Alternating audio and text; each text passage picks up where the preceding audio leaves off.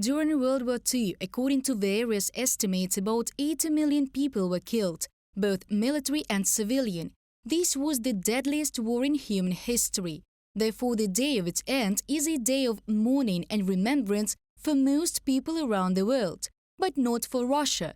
On the eve of the most important holiday, the Federation is getting affected by the virus of victory madness. Store shelves are full of goods decorated with the ribbons of St. George, and children are dressed in Red Army uniforms and even tank-looking suits. Despite the fact that both the Soviet Union and modern Russia are, in principle, totalitarian states, the celebration of Victory Day was somehow more human in the USSR, in contrast to the victory madness that this day has now turned into in Russia. Even if we compare the Soviet narrative, anything but war, and the modern Russian, we can repeat it. We see this rather significant difference.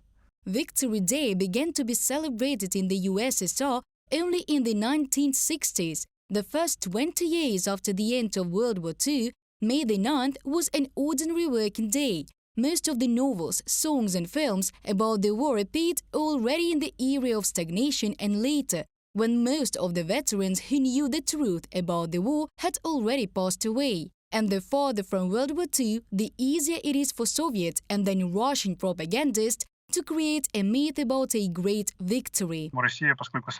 Russia, since it has nothing to be proud of, it has not achieved anything special or significant. It ideologically leveled some attempts of achievements in the 1990s and ideologically did not come up with anything new.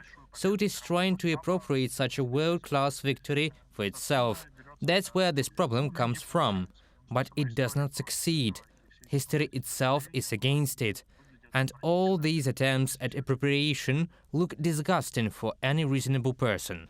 Despite the scope of the festive events, many Russians do not know elementary historical facts about World War II.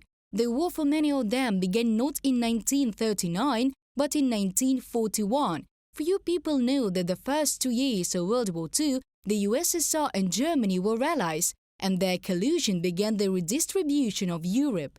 The Russians are being told that it was Russia that supposedly won the war, at best the Soviet Union, but not the anti-Hitler coalition.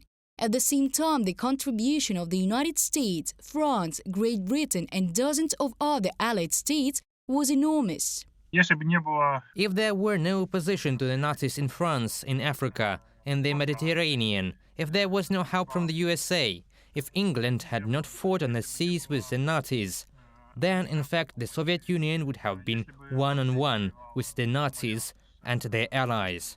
All these countries were also forced to fight in the anti-Hitler coalition. If it were not so, all the Nazi troops would have been sent to the USSR, and you understand how it would have ended.